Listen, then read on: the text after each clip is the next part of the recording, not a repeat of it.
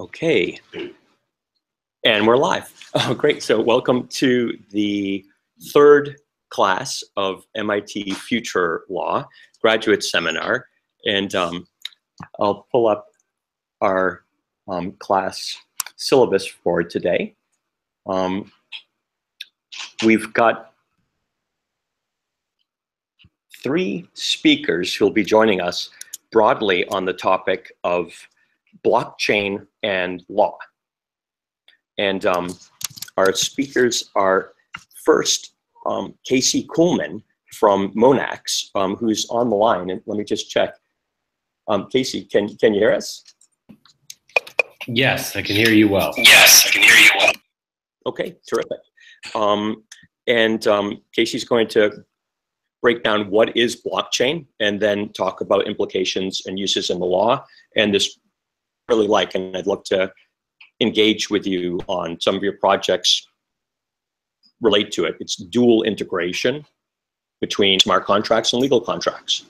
And then we'll be joined by Craig, who is CIO of Baker Hostetler, a large law firm, and a collaborator on this MIT Legal Forum on October 30th and 31st. And we'll talk in conversation mode more about what's happening with transformation of the law into a digital era, and specifically options and issues and opportunities for use of blockchain, and an idea for a global legal blockchain consortium that Bob's helping to put together which could be very fundamental as a anchor for transformation of this field. And then maybe some more ideas to creatively start to brainstorm and anticipate our event on the 30th.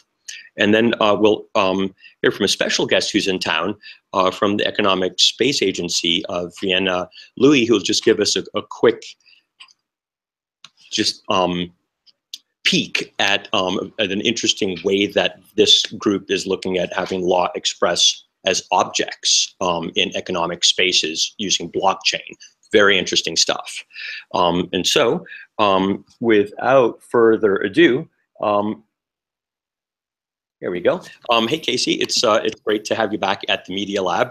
I remember you were here when we convened that group on blockchain, was like 3 years ago now, when basically you taught me about blockchain. And it's all too fitting to have you back now to give us an update on what's happening with your company, Monax. And then also, if you're willing to, just take a few moments for the class to walk us through some of the fundamentals of blockchain. And then I know you have a few topics you want to hit, but I'd be very grateful if you could include dual integration in there. So with that, rather than have me give your background, maybe you can introduce yourself and hit it. Sure. Can everyone hear me okay? Yep, come in, great. So my name is Casey Kuhlman. I'm the CEO of Monax. We're a company that's been around in the space. We used to be called Eris Industries. We've been really at the forefront of the blockchains for business trend within the industry. We were the first to market with a permissionable smart contract style blockchain, and I'll get into what that means here in a little bit. And we have been working on building scalable systems of smart contracts for industry for, like Daza said, for coming on 3 years now. My background is as I've had a windy road through life, let me say it that way. I started my career first as a structural engineer at the University of Illinois. Instead of building things, I decided to go blow them up. So afterwards, I went and was an infantry officer in the Marine Corps. After that, I went to be a ski bum and a rider for a while. And then I decided it was time to go to work. So I went to law school at Vanderbilt University in Nashville. And instead of doing the big firm route, I wanted to work in the development world. And so I went to Africa, first to West Africa, where I worked on war crimes tribunals, and then to East Africa, where I first started doing governance reform work, and then ended up running my own law firm there for quite a few years. And it was while I was in East Africa, in Somalia, that I became very interested in how to really re-envision how the practice of transactional law worked. And I began building open source tools at the time that were focused mostly on document automation, or sorry, document assembly, document assembly systems. And the biggest system that I built was a system called Legal Markdown that allowed me to build my contracts and other transactional documents using a sort of opinionated overlay around Markdown, which made it very simple and easy for me to quickly and effectively deliver documents for my clients. And this was in the early teens.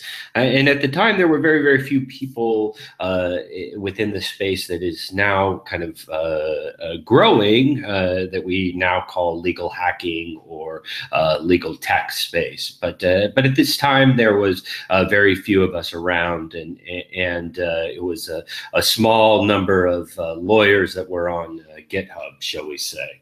But it was quite interesting, and during this time I spent a lot of time researching the ideas of what used to be called computable contracts. Now we call these things smart contracts typically, but in the old academic literature, these what I currently work on are called computable contracts. And there's a whole range of research going back to, as far as I can tell, the 70s, about looking at how computers can run and operate contracts for us.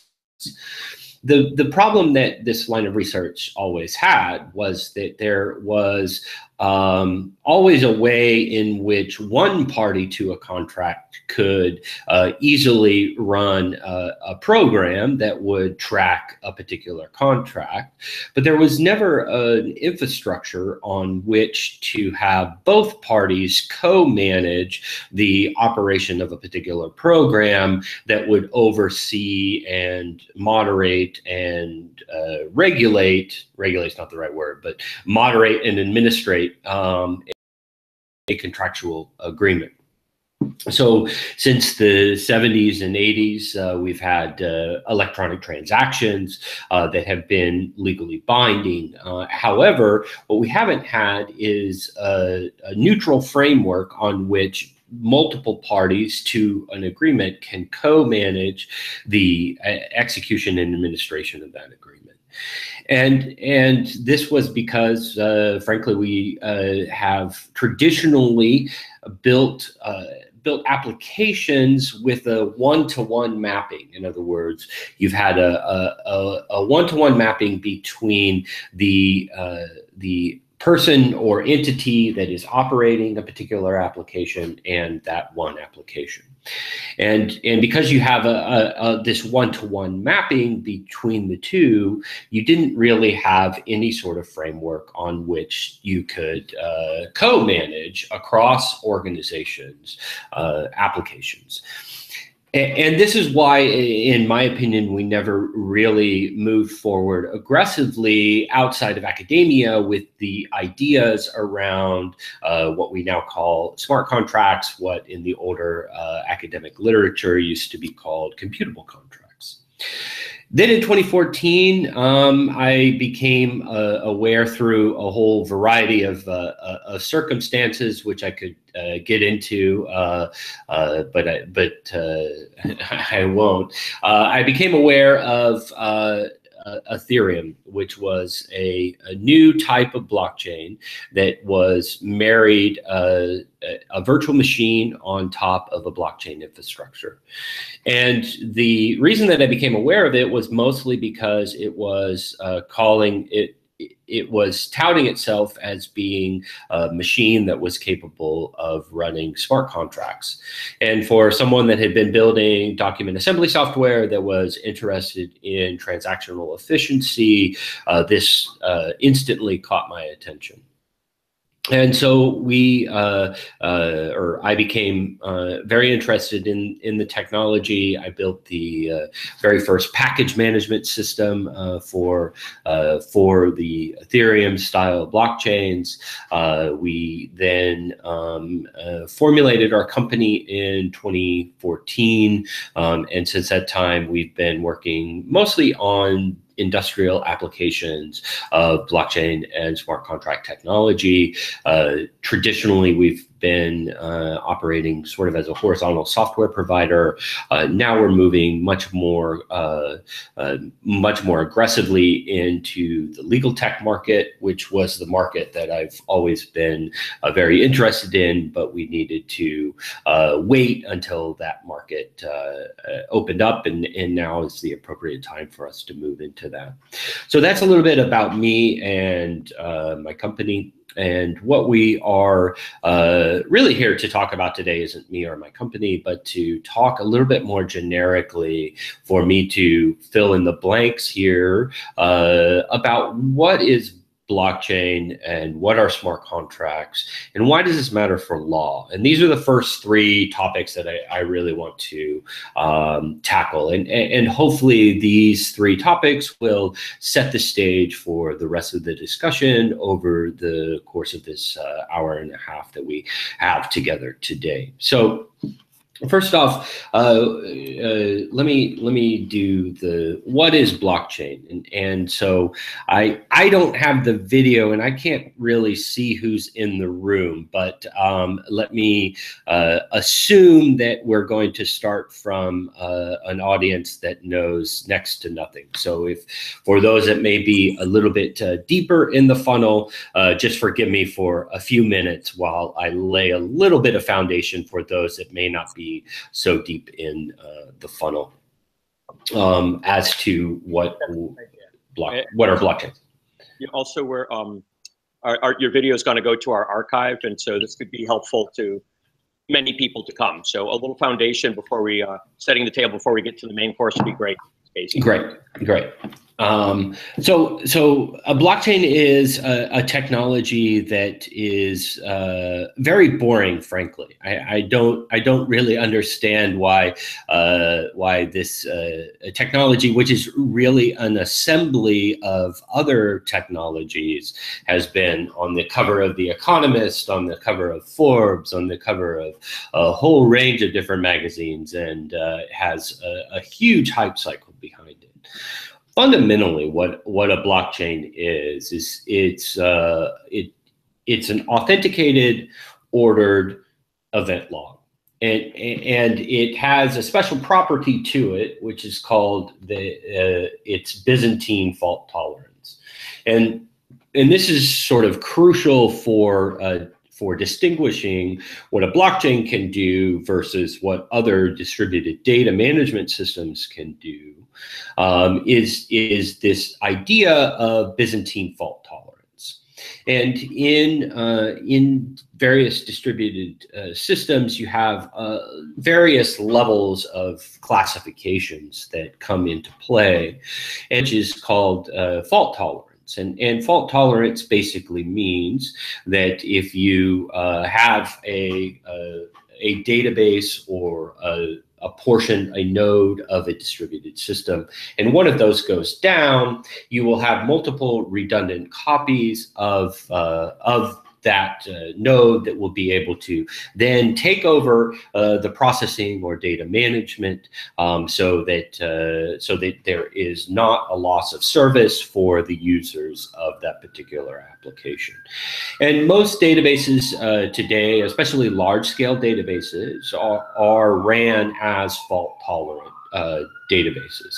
And fault tolerant, essentially the way that this works is you have one node of many, let's say there are three, and the three nodes elect a master, and that master node determines what is true for all three of the nodes, and it does all of the processing and data management for the complete data set, and then it tells the other worker nodes what they should be doing, and it remains the master node until it goes down. And if it were to go down because there was a glitch in the system, or because it had a fault, or because the power to its machine went down, or any other of the innumerable reasons why programs die, if that program had died, then the two remaining nodes would go through what's called a leader election process and determine that one of them was going to then become the master. And the master would then determine for these two nodes, and then maybe other nodes that would be booted up in afterwards, they would determine, the master node would determine what is true for the entire data set. Now, I'm explaining why how a fault-tolerant system works, which is how the majority of applications that we use in websites operate for a particular reason. And that's to set the stage for the differences in what a Byzantine fault-tolerant system can do. And in a Byzantine fault-tolerant system, you do not elect a particular master for any until that master node goes down. In other words, you only elect a master for a small period of time, and then you essentially go through various processes of changing that master for a different set of time. And the way that this works in a blockchain is, and there are various mechanisms for how this works, but functionally you have a master for a specific block, and that master for a specific block propagates that block of transactions, or as I call them, events, to the rest of the nodes on the network. Then they have an ability to verify and independently determine if they think that all of those transactions or events are appropriate according to the rules, as they know what the rules of this network are. And then when a new block, when it comes time for a new block, a different node on the network is able to say, I think that this is true for this particular block. And a block of events can be anything from, and this is very dependent on the type of blockchain that is used, but a block of events or transactions can be anywhere from 10 to 12 minutes, all the way down to 1 or 2 seconds. And no matter if you have a kind of a blockchain time that is at the high end of the spectrum or at the low end of the spectrum, the key important idea here is that you only, if you are one node within a particular network, you only typically will be the master for one single block, and then others will be masters for later blocks in time, and the mechanisms for when you would then become master again vary. But the idea here is, because of these two factors, the number one, the idea that you are not a master node until you go down, but rather you are a master for a discrete set of time and a discrete set of events. And then also the fact that you have your node independently verifies what all of the events or transactions that you receive from other nodes in the system, rather than you just update your system and data set based upon what the master node tells you.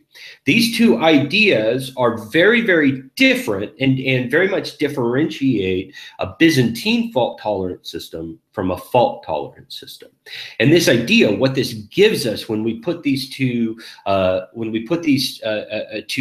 pieces of functionality together, is a set of infrastructure, a data management infrastructure that we can run either globally or even just in less than globally, but across companies. And within the blockchain for business schema, this idea that we can start to run data sets across companies is incredibly appealing. And to get back to my prior story about computable contracts, what this gives us functionally is the ability to have a data management and program management infrastructure that we can then operate from a multi-party context. And we also shatter this idea that there is a clear one-for-one mapping between an application that is a computer application that is running in a single legal entity. And because now we are having a single application that is co-managed by a multitude of companies using this blockchain-based collaborative data infrastructure. And this is huge. This is really quite transformative. And what this is fundamentally is a mechanism in which we can order and authenticate events and propagate them across a distributed network. I might want to pause there before I move forward to talking a little bit about what smart contracts are and ask if there are any questions about just the appetizer of what is blockchain. Okay. Any questions at this point?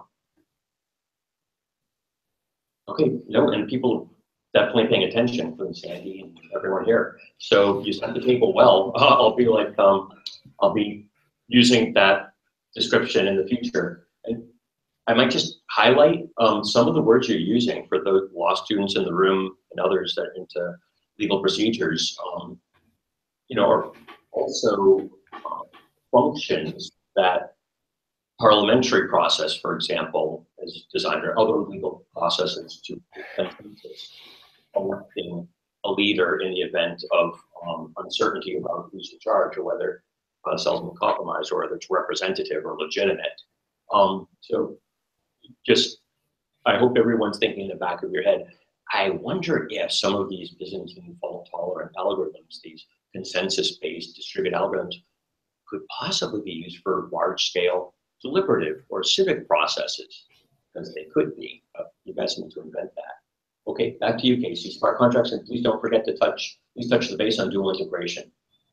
Yeah, that'll be in the third category. So, so let's talk about what are smart contracts. First, let me say what I often say, which is that smart contracts are neither smart nor are they by default contracts. The idea that we call these things smart contracts is a complete misnomer. And in any event, what they really are dumb scripts that run on top of a blockchain infrastructure.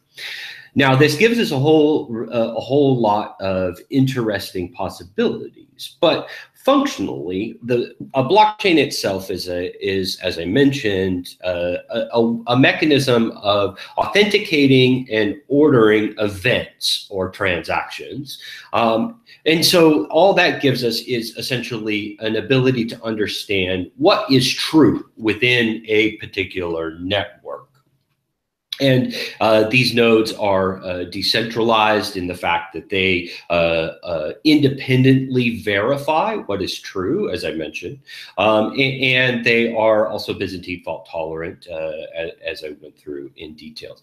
Now, this just really tells us what is true. This doesn't really give us much in terms of processing or functionality or things that an application typically needs to do. In other words, computation or things to compute. Well, this is where smart contracts, as we call them now, despite me very much disliking the name, I will use the name as the industry uses it. This is where smart contracts really come into play. And smart contracts are scripts that run on top of a blockchain infrastructure. And they run they are ran by every node within a particular network. There are a few nuances there, so if anyone is super deep in the funnel, let's set aside those nuances. But just for simplicity reason, if you have 5 different nodes on a particular network, those nodes will be doing the various per block leader election that I talked about in the previous section. They will also be independently verifying the authenticity of the events or transactions, as I mentioned. And then they will also be doing the processing of smart contracts. In other words, they will be running these little dumb scripts, as we call them. And how these work functionally varies between different styles and types of blockchains. But the idea essentially is, if you need to be able to calculate something, then what you can do is you can send an event to a particular smart contract.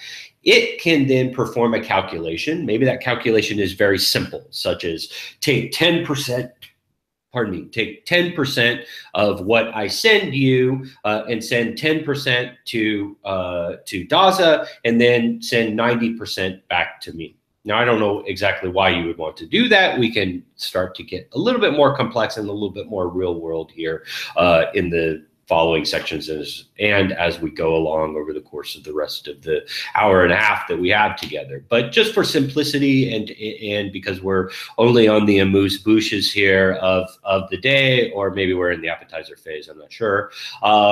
Let's say that we wanted to send 10% of the amount of things that I send to a particular contract go to Daza, and then 90% go back to me. So, Casey, just so you're aware, like definitely finish what you're saying. It's very high quality, and it's why we come to class to learn. But we also would like to have a little discussion time when you're done, and then we'll hear from Bob Craig, have some discussion. Okay.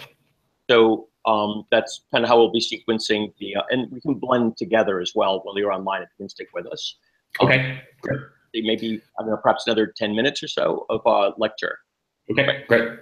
So smart contracts then are really what do the processing, and so every node within the particular network will understand that maybe 100 tokens come to a particular smart contract address. Then they will send 10 tokens to Daza, and then the 90 tokens back to the sender. And the key portion here is to understand is that every node within the network will do this processing, and then they will come to an agreement as to what the outcome of this transaction is. And what this gives us is an ability to really have what we call process assurance across companies, or at a global level if you were talking about public blockchain technology. And this process assurance gives us enables some very, very interesting things, such as really the ability to now start actually building computable contracts. And this is where things start to get extremely interesting from me, a legal hacker, and someone that's very interested in transactional efficiency. This is where I start to get very excited. If I'm only talking about blockchains, for me, I'm not really a huge data person, so it isn't that interesting to me. But smart contracts really start to open up a whole range of possibilities. But they have a limitation, which is that there's probably only so much that we can reflect within code as to the complexities of human existence. And humans are incredibly complex beings. Our interactions, especially our real world, actual business interactions, are exorbitantly complex. And they have a ton of what coders and hackers would call edge cases and corner cases. And this is where the ideas of dual integration come into play. And so I'd like to talk for a little bit about the possibilities of dual integration and what dual integration is. There is a couple of different names for this. If you are a little bit deeper in the funnel, you may have known of this as Ricardian contracts. We call it dual integration. We think that's a little bit more indicative of what is actually happening. But the idea of dual integration is that you want to marry a real world legal instrument with a smart contract wrapper that is administering a particular contractual relationship. And the way that you do this is there's a range of ways that you can do this, but the basic idea is that you deploy a smart contract to a particular blockchain, and you retrieve the address and the ID of the particular blockchain that you are running. And this smart contract can be a bundle of other smart contracts, but essentially what it does is it manages the relationship in code between the various parties. Now it can, as I mentioned, it probably is not able to leverage and embrace all of the complexity of this particular relationship, but it can probably get all of the mainline events within this relationship. And this relationship could be the issuance of a corporate bond. It could be an insurance policy. It could be a supply chain agreement. It could be a real estate investment trust, or any number of different contractual instruments. You can represent a whole lot of that in code, but you probably cannot get at all of it. And so typically then what you do is you have a smart contract that is written in code, and you deploy that to some particular blockchain network. You retrieve its address and other identifying characteristics. And then you take a real world legal document that will that actually determines what is the relationship. And this would be no different than we currently do today. But typically you would add a clause into it that would say, that would be an integration clause that leverages and says, this relationship is administered between the parties, and the parties agree to that this relationship will be administered by a blockchain-based piece of code that is running at this particular address on this particular identifier. And then what you do is you digitally sign or wet sign that particular PDF or real world contract, as we would call it, the pros contract. You go through a signatory process and you execute that side of the equation. And then the final step is that you would then take a hash of that document and send it into the smart contract. And the hash is something like a digital fingerprint. Any file that exists can be ran through a special algorithm that will output a unique identifier or fingerprint of that document. And if one sort of 0 or 1 within the binary encoding of a document were changed, then the fingerprint would be completely different. So this gives us a certainty of uniqueness that a particular smart contract, or sorry, pros contract is what we are referencing. And so then we add that hash into some field within the smart contract. And this is why we have what we call dual integration. So we have integration between a pros contract and a smart contract. And what this gives us is then an ability to really drive interesting relationships forward. Wow. Thank you, Casey. So one thing I want to highlight for those that are maybe not deeply steeped in the law, or maybe you haven't got this far in contracts if you're a first year law student, is Casey mentioned integration clause, and we're also talking about integration as a technology process of combining harmoniously, services and functions and components. So just a quick show of hands, how many people know what an integration clause in a contract is? How many people couldn't define that? The room isn't sure what an integration clause is, and I'll take a swing at it, but just this, it's part of why Casey's approach to dual integration is so brilliant and elegant. If you scan through contracts, I encourage you when you get home, just go on the web and just scan through some, you'll find integration clauses, and it's a clause that will say something along the lines of, this contract is the entire agreement between the parties. We may have had other communications and emails, we may have had other contracts in the past, but this represents the entire agreement. It may be this contract plus an MOU and 2 purchase orders, or it may enumerate, mine frequently will enumerate several things and say that's it, nothing else is. And so we've integrated together our whole legal relationship and expressed it in a contract. So it's called an integration clause. And it's one of the examples where some attorneys have thought like engineers to some extent, and they've been explicit about order of precedence and the boundary conditions.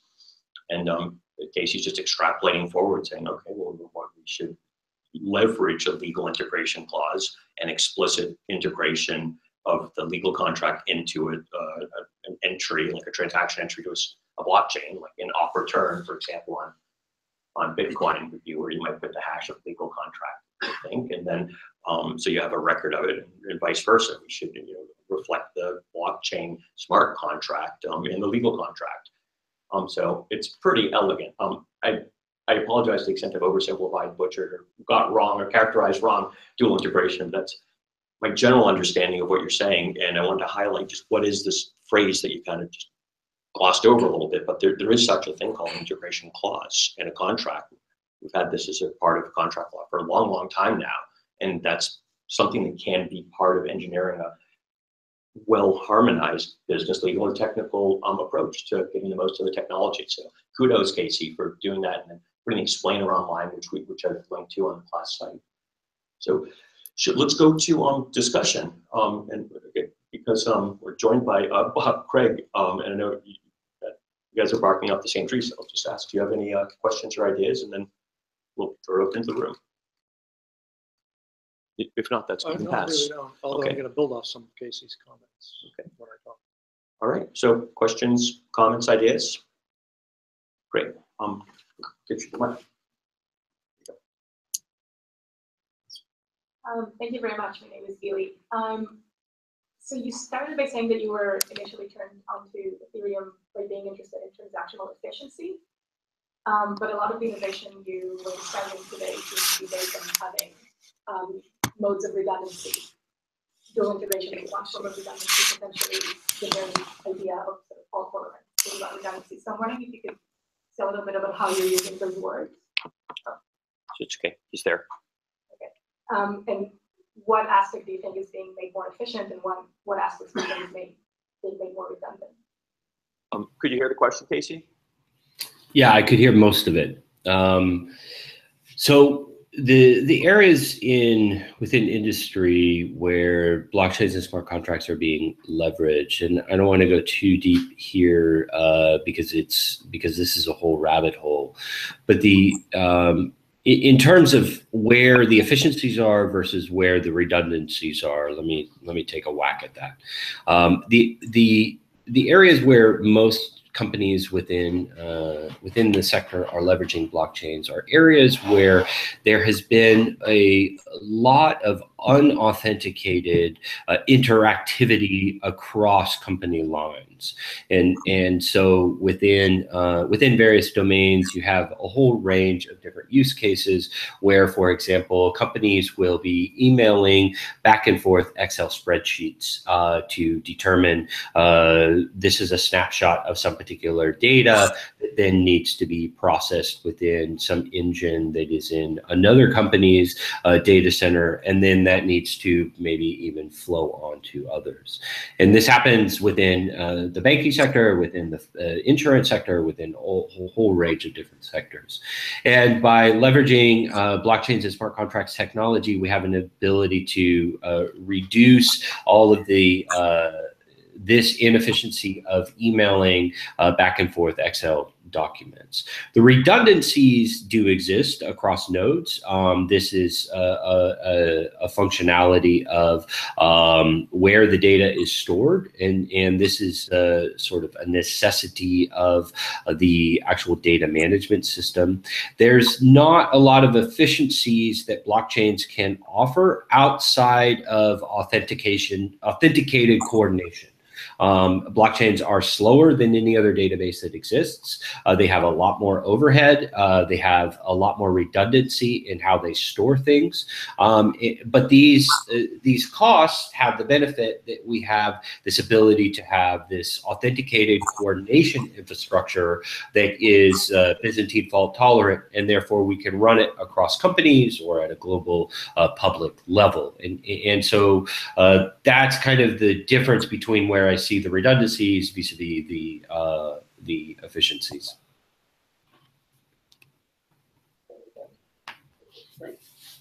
And you got a quick announcement. This is for all of the remote viewers and also for the class. If you guys want to on the teacher law MIT.edu, there is a link to Twitter, so you can ask questions via Twitter, and Bob will get them emailed out ultimately. Yeah, they will get them. This is prioritizing them for me and Bob. Dimitri? I want to add a few comments. One of the benefits that was mentioned was that blockchain provides authenticated log of events. And I just wanted to clarify that in the security and cryptography industry, authenticated means notarized, right? So the great vast benefit here is that a whole bunch of entities, a whole bunch of servers all over the world have notarized that an event has happened and signed off on it, right? So I just wanted to clarify this. And it might sound exotic. Can you just unpack a little bit what? Oh, actually, Casey, did you want to? Maybe you're going to do it for me.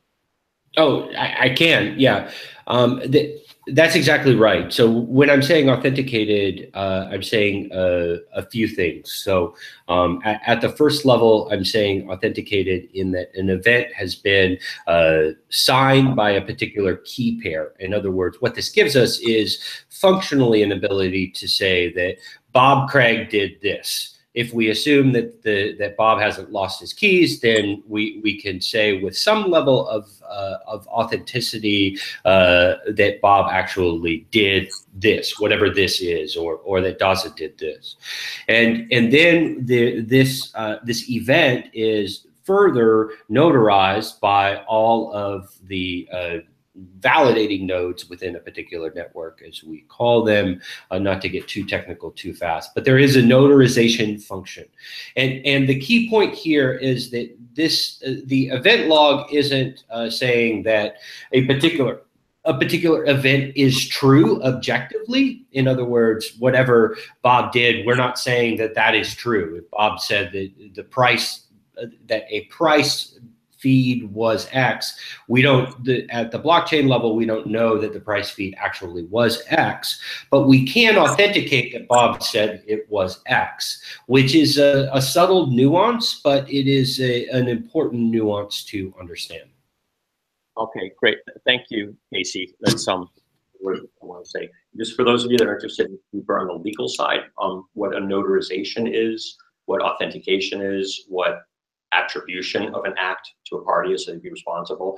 There's some lingo in it. It's definitely worth talking about. It's, you know, there's subtle terms, but which ones we use and how they relate to technical functions and capabilities is very much what we should be thinking about. You know what? There's business models. There's gold in them Dar Hills too. All right. Yes. Okay. I have two short related questions. One is there an example of an action that a smart contract can make that is not sending money or tokens that are essentially money from one party to another? And second, for a smart contract which takes an action based off of some information, that action, by nature of the blockchain, cannot be changed afterwards.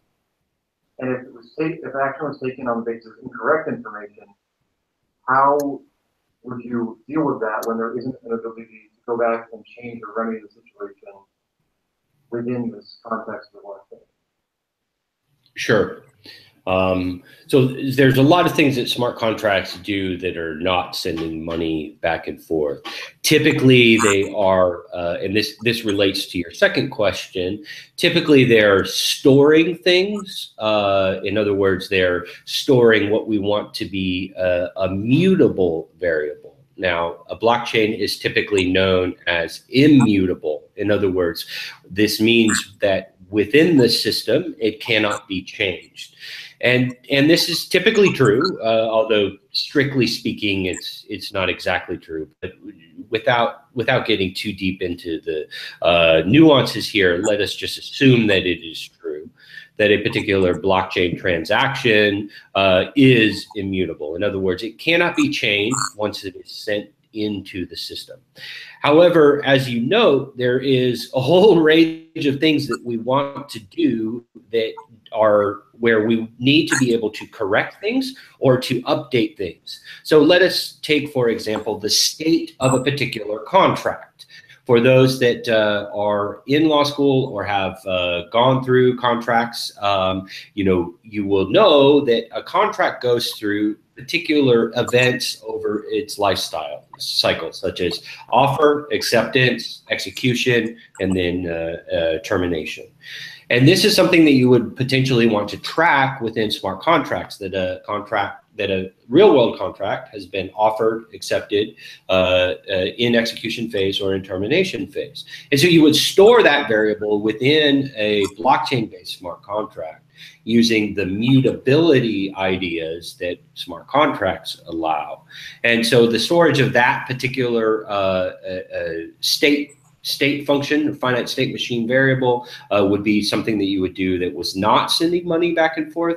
And it's also how you would leverage both the immutability ideas of blockchain-based singular events, but then also leverage the mutable abilities that you really need for various contracts. So we should, thanks, Dimitri. So platinum stuff, Casey, thank you. And we're gonna, so if you can stick with us a little bit from Vienna, from Economic Space Agency on their object approach to contract and agreements and tracking state transitions. I think they'll find it your birds of a feather. And so only because we're locked in time and space on this planet must we move forward. But I really wish you could go on at length, and I can't wait to have you back in person on October 30th. If you can stick with us, I'd like to transition to Bob Craig now to broaden the discussion to the profession of law. So we just learned a lot about the connection between blockchain, smart contracts, legal contracts, and some of the deeper processes underlying that. What does it mean for the transformation of law as a profession? What is the implications of the technology on the practice, and what are there what are the legal issues related to using the technology, and are there new opportunities that arise that could change what the law is and what it means to be legal counsel, like the nature of the work itself, product and the service. So that's been more or less, as well as keeping the lights on and the servers working and all the technology operational as a CIO at one of the largest law firms in the world. These questions have been very much Bob's day job to start to resolve with the attorneys and the big ship as a chief information officer. And so I'm glad that you're with us in person, Bob, and if you could kind of maybe introduce yourself a little bit and start to get us into the issues, be a good way to deepen the dialogue. Great. So one of the things I'll talk about is this notion of creating a Global Legal Blockchain Consortium. And for those of you who follow blockchain, you know there's plenty of consortia already out there across all sorts of industries, and hopefully I'll explain why I think having a blockchain consortium for the legal industry can be transformative. But first, a bit about me, and then you can decide whether my comments or opinions have any merit or not based on that. I am a 34-year career in technology. 26 of those years I have spent with law firms. And so you can make of that what you will, because I am not a lawyer, but I always say I could play one on TV because I've spent so much time observing them on TV now over the years, and I'm on TV now. How about that? Specifically, 20 of those 26 years has been with my current law firm, Baker Hostetler. And I say that because that, I think, has me in a unique position relative to the latitude I have to explore certain things, and I'll talk about that in a little bit. But I believe that we are at a unique time in the world. I believe that a lot of the technologies that Casey so eloquently described are transformative in nature. And will serve to transform the very nature of the legal industry. And I'll give you some thoughts and comments on why I believe that is. I also believe that while it's transformative, it's only transformative if you're paying attention. If you're not paying attention, it's disruptive. And that disruption factor is at the core, if you will, at the gut, in the guts of big law firms today. And I'll explain why I believe that. So the way that I have, over the years, communicated with my law firm is to try and put these market forces in some kind of a framework for it to make sense, but also to be able to correlate what could otherwise be viewed as independent forces, but that converge together. We call it the legal nexus of forces. And there's three key forces. There's more, but there's three key ones I'm going to talk about today. And the first one, I think, is the most impactful, and that has to do with increasingly sophisticated clients. Clients are corporate buyers, if you will, corporate general counsel, sometimes they're governments and other large enterprises, but for a whole host of reasons, those corporate buyers have gotten increasingly sophisticated over the years. And largely that's because the cost of providing legal services inside a big corporation has escalated by orders of magnitude. Some of that has to do with compliance activities and regulation. Much of it has to do with privacy issues, especially today. And a lot of it has to do with the nature of so much information being digital and all of that information coming to bear on big money litigation in various forms. And so the costs of legal services inside a company has increased exponentially.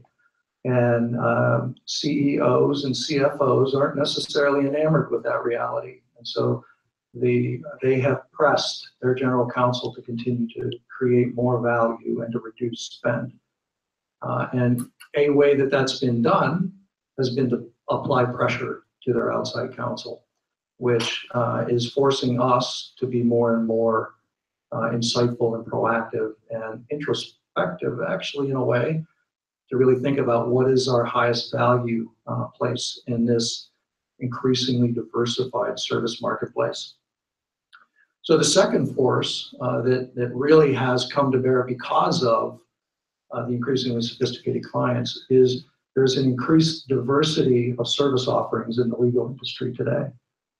It wasn't that long ago that if you had a legal issue that if you were an in-house counsel you couldn't handle yourself, you just handed the whole issue over the wall, so to speak, to your outside counsel and they figured it out. More and more today, we see sophisticated general counsel really acting almost as a form of general contractor and saying, I have a lot of litigation in a certain category. I know that. Sometimes I use the term serial litigant. They're sued if they're a large manufacturer, for example. And so they know the patterns, they know the data they deal with. And because more and more of this data has to be maintained in a more pristine way in order to comply with things like litigation hold requirements. They have access to that data. And so we're seeing, if you will, legal process outsourcers and other legal entities that pick a very narrow but deep band of activities, and they do just that for large corporate counsel. And so we will have corporate counsel come to us and say, I'm going to use this legal process outsourcer for these kinds of activities. When I need you for a litigation, you'll engage with them. So our marketplace as a big law firm, the ecosystem involved in that marketplace is getting more and more diverse, and we have to find the best way to fit into that ecosystem to make sure that we're continuing to add the right value to our clients. And lastly, and obviously, emerging technologies, and that's of course as a CIO my favorite subject. And these emerging technologies are coming in all sorts of forms, and they're coming in waves. Data analytics, of course, referencing back to the litigation context I just talked about, using sophisticated analytics to look at a body of data and do predictive coding to be able to cull 80% of those materials down to 20% of relevant documents or files or information that should be subject to a litigation. The sophistication of those tools has grown exponentially. Also, various forms of AI and machine learning, creating great efficiencies in our ability to research the body of law to find the right and most relevant area of law. That process has gotten increasingly efficient. So all of these emerging technologies, in particular, by the way, advances in natural language processing. When you see what's possible today with a machine to understand language in rich context, what I will frequently remind our lawyers of is, in essence, they process language in rich context. And so the more sophisticated these machine learning and AI tools get, we have to understand how to embrace it, use it in an augmented fashion in order to make our services to our clients much more effective and that much more efficient. And by the way, one of the questions is not just efficiency. One of the questions is, have we been looking at the right universe of information to begin with? By nature of these sophisticated tools, we can look at a much broader universe of information, cull it down quickly, and be able to give better advice to clients in whatever context that is.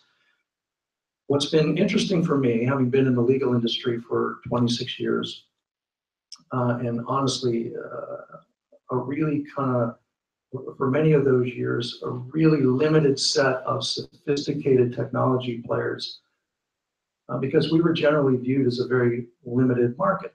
You only have so much potential, therefore you can only derive so much investment in your startups.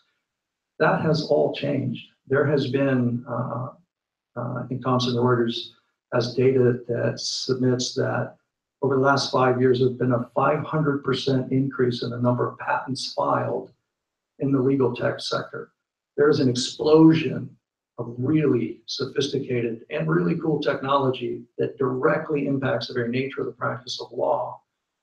And so while that is full of great opportunities to do better for our clients, it also represents an enormous challenge. That is the diversification that is in my technology stack that I have to deliver and manage, whether it's on-prem, apps, cloud hosted, and all flavors in between. These solutions are diverse, and the ability to integrate them all in an effective way is growing increasingly challenging. So, why does blockchain matter to all that? One last industry comment before I go there, that one of the things that is always challenging in any big organization, let alone a large law firm where, in my case, nearly 1,000 lawyers. Those lawyers have to have awareness and then understanding, and then they have to embrace these important technologies and the very nature of what they do every day for it to really matter. And so what I've tried to do over the years is try and instill just enough fear about what's coming and what's emerging to then try and translate that fear into action. And that's what we're doing today. I talk a lot about, and I've even gone through a 30-year history of evolutions of technology and various forces associated with the cloud, and why all of these things converge together to create a pace of technological evolution, the likes of which we have never seen before. And I believe the blockchain is another frontier that's emerging. I do believe that we're on the era, we're on the verge of a new era of technology, of computing, and that blockchain in particular, with power, if you will, not to subscribe to the hyperbole, because there's plenty of it out there, and there will be plenty of fantastic failures that we'll see, but there will also be some transformative capabilities. And so the question that I have posed is, when you look at some of the characteristics of blockchain that Casey described, in particular, the notion of being able to instill trust in a transaction, in a record. Trust is paramount to what lawyers do every day. And whether that's in the context of a smart contract that's doing things in a computational contract, or whether that's in the context of the provision of legal services to our clients. And one example I'll give, maybe as a thought experiment, I think about blockchain's possibilities in this kind of a context. When you have a process where you have to trust the outcome, but you don't necessarily trust the other parties involved in the outcome, that's where blockchain could be brought to bear. By nature, again, some of the capabilities Casey talked about, in particular, this notion of identities and key pairs, the possibility of those identities showing up for lawyers and law firms and corporate clients, and maybe even documents themselves or clauses within documents. And so when I think a representative example, a good representative example of a use case is in the bankruptcy process. There's all sorts of distrust for obvious reasons in a bankruptcy proceeding. You have a whole host of claimants who each have counsel. You have a trustee, and then you have a bankruptcy court. The number of documents that have to be, the collateral documents that have to be exchanged and validated and then trusted that they have been exchanged appropriately in a court proceeding. You can imagine the efficiencies that could be gained, especially for the courts. And in a bankruptcy proceeding, the more time you spend, depending on the type of bankruptcy it is, the more time you spend grinding through those kinds of issues, the less recovery that your claimants get. And so it's only a good thing for the entire outcome if a blockchain enabled legal ecosystem could help to create trust, instill trust in that kind of a process. And so the essence of the notion around this Global Legal Blockchain Consortium is, and I would argue, I can say this because I've been doing this 26 years, this could be the first time in the history of law that the industry gets together to consider deeply what's possible with an important emerging technology like blockchain, gets around a table with the corporate buyer, the corporate general counsel, the private law firms, and the lawyers that represent them, the legal tech ecosystem, and even, and I have an argument that most especially academia, to really help push our thinking as it relates to that. Well, I won't make that comment because I'll get in trouble and this is being live streamed. But the legal industry needs its thinking pushed. And these technologies are transformative, and if embraced proactively, the ultimate outcome, I think, is for the good of the industry, certainly for the good of the legal services buyer, so that they can bring the best legal minds to bear on the right problems in order to have their legal needs met. Amen.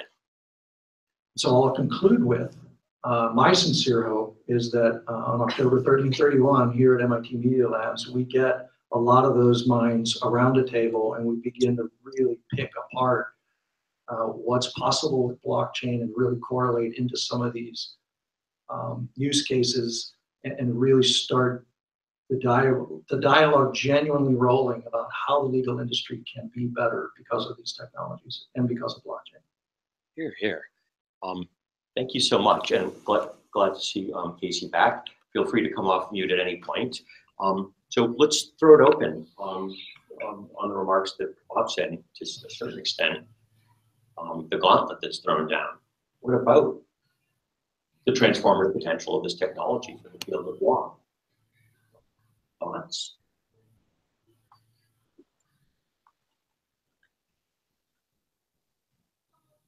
Hi, my name is Damon. My question's around the interoperability of all these different consortiums. You know, if the legal industry has their blockchain consortium, their own, is there any hope of interoperability, or are we all just going to have like 25 different accounts?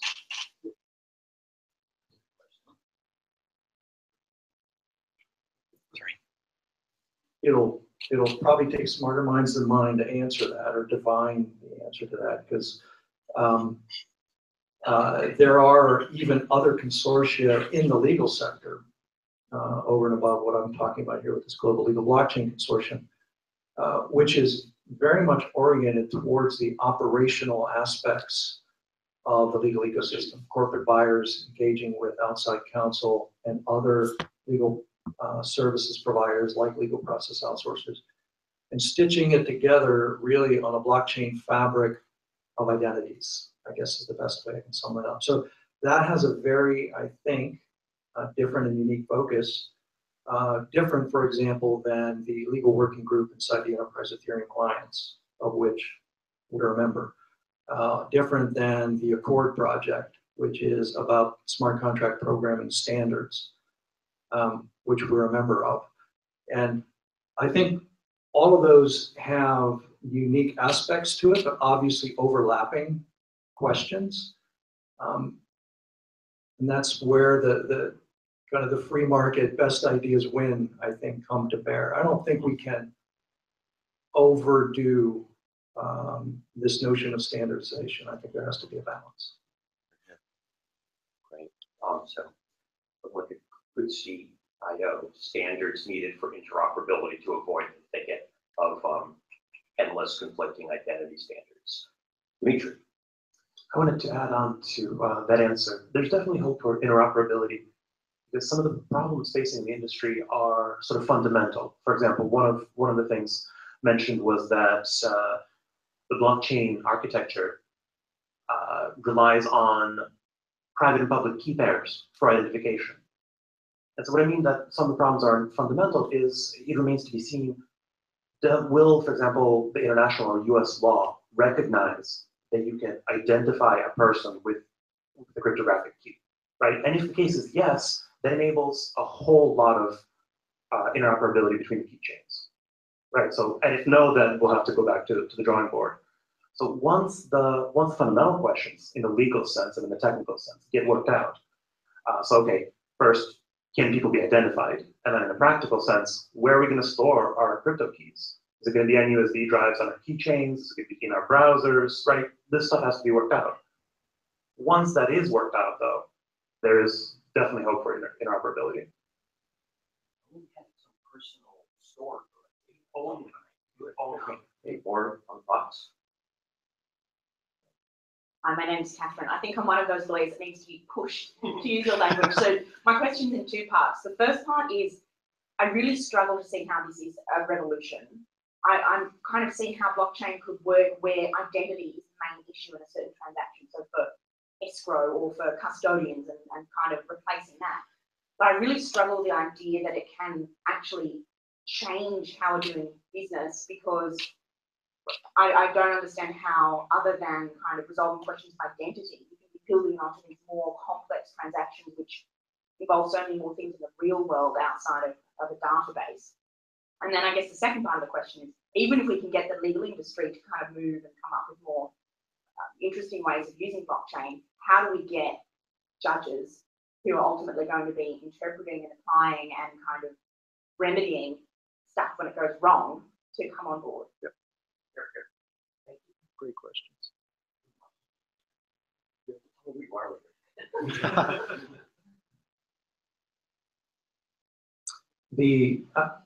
I'll give it my general reaction to both questions, and I do think one of the answers loops back to Casey's conversation about dual integration. My general comment is, again, I have to worry about trying to help my law firm get positioned for the future. And first, I have to convince them that the future is going to look different, and second, I have to convince them how do we need to think differently about understanding our clients' needs and then servicing those needs. And one of the areas that we are just beginning to build out is this notion of legal engineering. And so, in addition to providing great legal counsel across a whole spectrum of legal areas, I think different areas are going to have an engineering component that at a minimum has to be understood, if not even we're in the position to build those applications. Going back again to this notion of dual integration, we ought to be advising our clients on how they should be looking at the correlation between a traditional contract and a smart contract.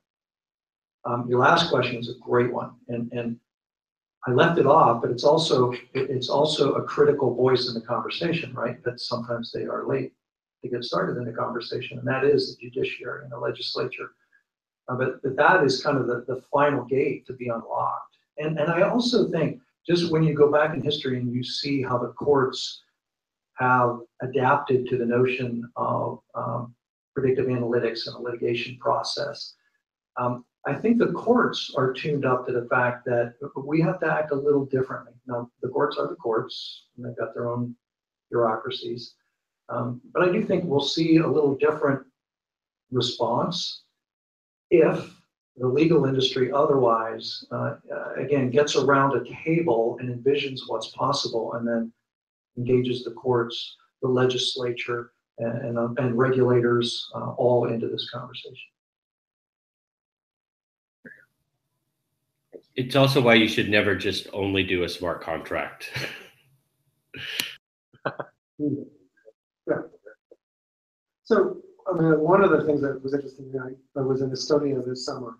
So in Estonia, they have 15, 20 years of experience of logging all government transactions on the blockchain.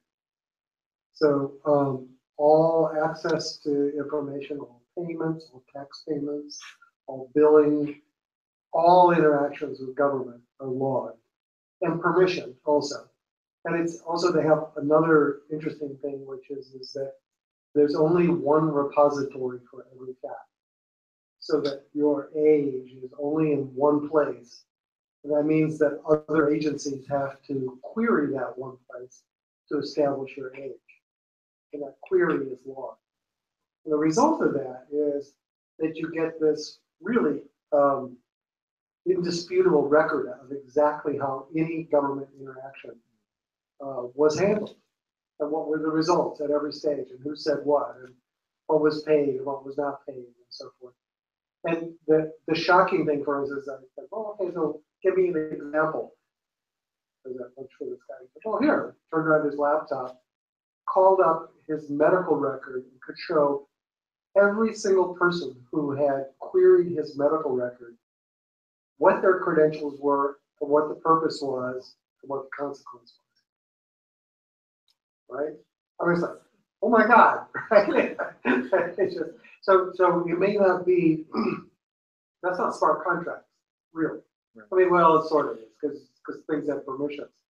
But the fact that the entire swath of interactions was easily and incontrovertibly accessible was really quite something.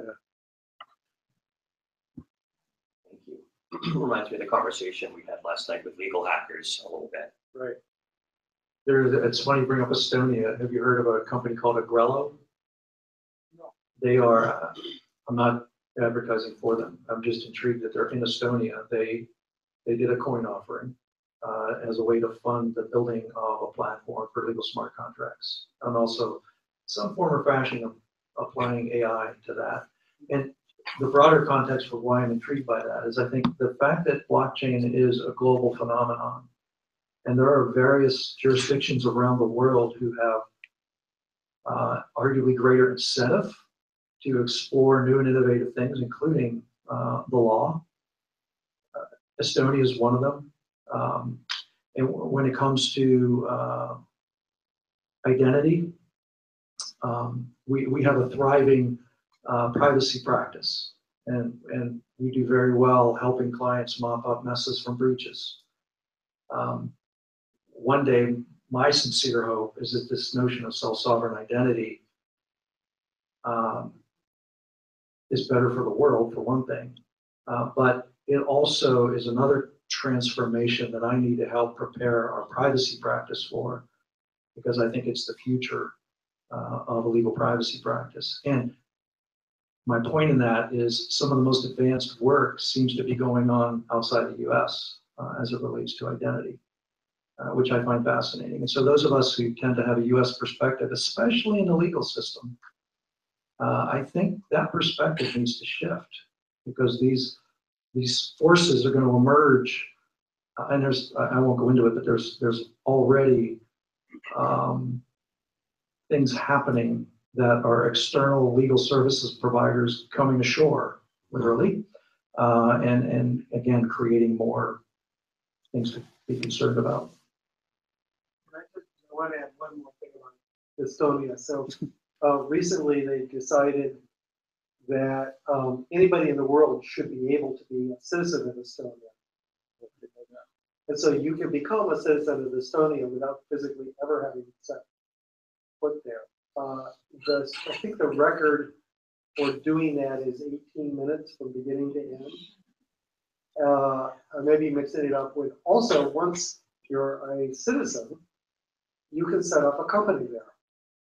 So you're a citizen setting up a company in Estonia. They don't tax you, but of course it's easy to do services in Estonia, which is what they're looking for. And so one of the huge things they have is all the people who are setting up, a huge amount of people are setting up companies in Britain have become Estonian citizens virtually and setting up Estonian companies because now they can be in the EU. Right. Wow. Just think about that for a minute. Wow. Sandy keeps blowing my mind. So this maybe should be one of the things we hack on with our friends from Estonia in the government there on the 30th and 31st as we're putting together sessions. Maybe we ought to create a corporation, thank you, Sandy, and see if we can't get a workflow or like a company in a box. So we'll want to go and hear from Vienna, and then we've got some class announcements, but TMA, you have something? I just have a question. Yeah, you've earned it. So we talk about interoperability with smart contracts across different countries, but for example, we're talking about privacy, and in the US, we really value the privacy of our data. But in China, people are very okay with their data being shared with people and also being monitored. So I wonder how could, yeah, they have to be, but how could smart contracts be used or changed to deal with this issue, or have you guys thought about it? This is for both of you guys. Thank you. I hope Casey takes that one. Auditing class and helping a great deal with the online part. Thank you, Tammy. This is actually a good way to highlight some of the limitations of what smart contracts can do.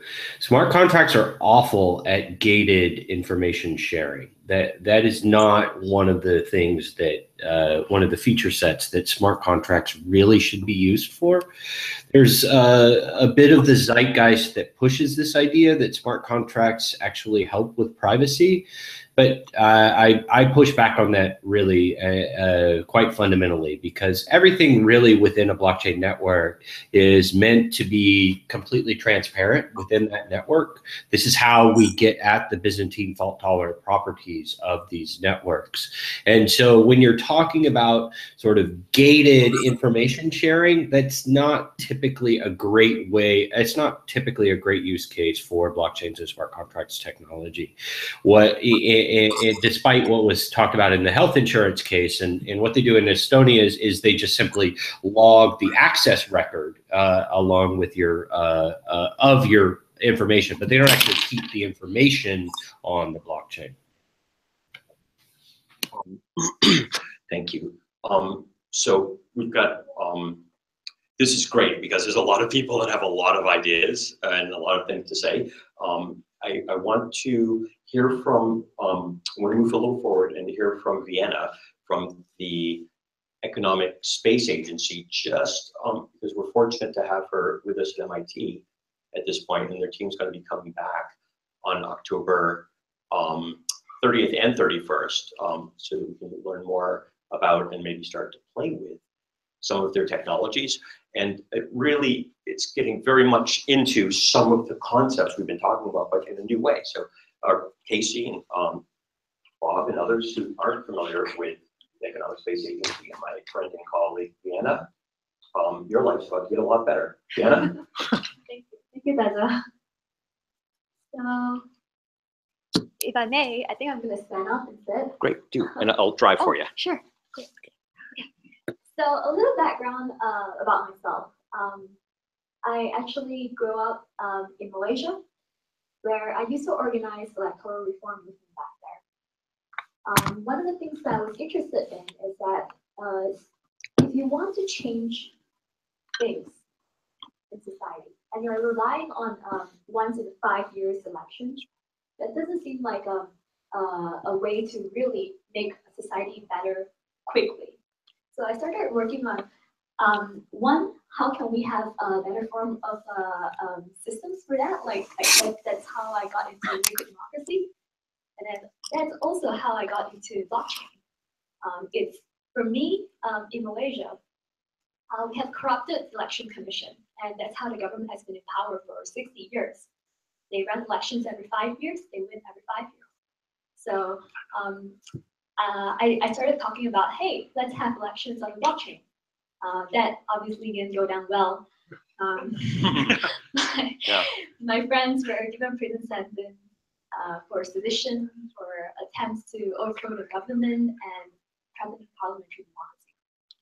So after getting pretty disillusioned with politics, and also looking at how politics is kind of like an avant-garde art theater, and you don't really know what's true anymore, even yes.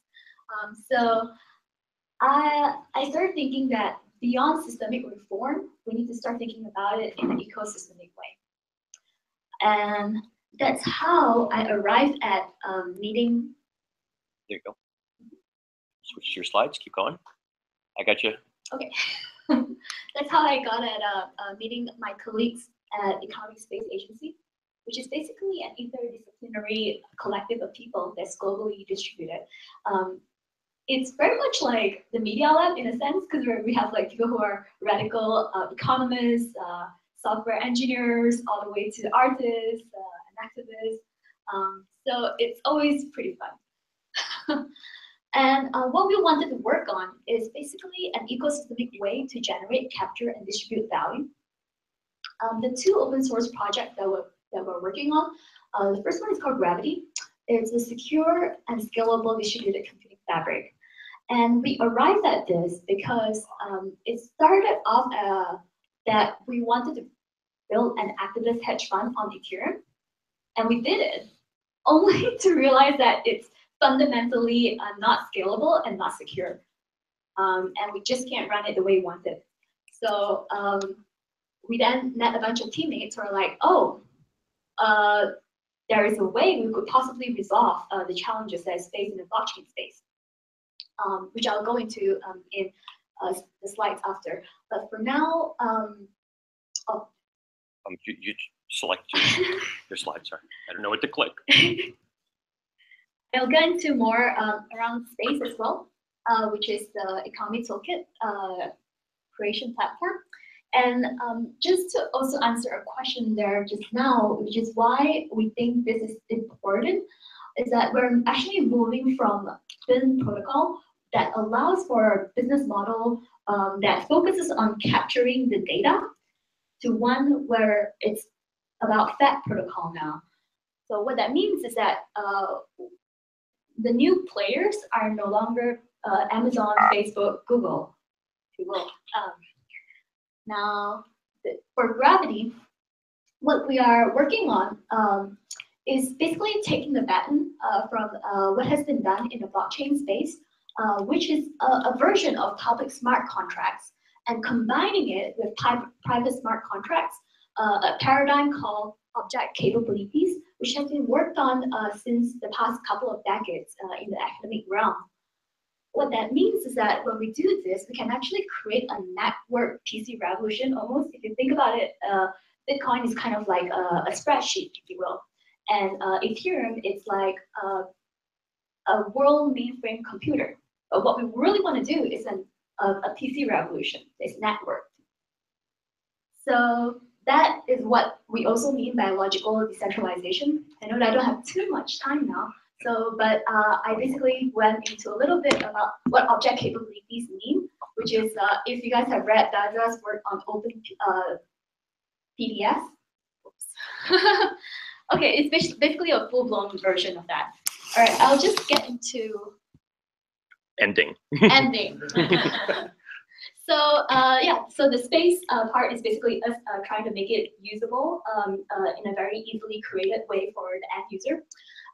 And what we think is that with this, we can create programmable economy, almost like designing games. Okay, and so there's a lot more to this. I've been hanging out with these folks, and they're awesome collective in Oakland a little bit, and a lot of them in New York right now. Doing some very interesting stuff. I encourage you to check this out, especially in the Trust Consortium at MIT, and see how they're going about some of the very same things that we're trying that Sandy spoke of. So co-instructor Sponson has reminded me to remind you all, if you're in the class and you want to do a project or you want to engage fully, and you haven't emailed one of the instructors yet, or multiple of us to get together, email us. We want to get together with you as soon as possible. Also, somebody emailed me and I can't find it. I don't know what to look for. So whoever you are, if you can hear me, I apologize. Email me again. If you haven't emailed me but you want to, or Yost or Gabe Tenenbaum or Sandy, but really especially Yost and Gabe, email us. We'll get together with you and engage in your projects and help put teams together. Tonight, legal hackers at Cambridge Innovation Center, Bob and Vienna and others will be gathering to continue some of these threads of conversation. Tomorrow, Vienna will be with us at the lab as well if you'd like to learn more. And next week, and I guess that's basically it at the high level. So for those of you that would like to stay engaged on this conference coming up, go to MITlegalforum.org. Pre-register and engage with us. Share your ideas for programming if you're willing to come and speak and get involved. And we'd love to see the students in this class, your projects and your themes roll forward as grist for that mill to help people like Bob catalyze transformation in law. So thanks, everybody.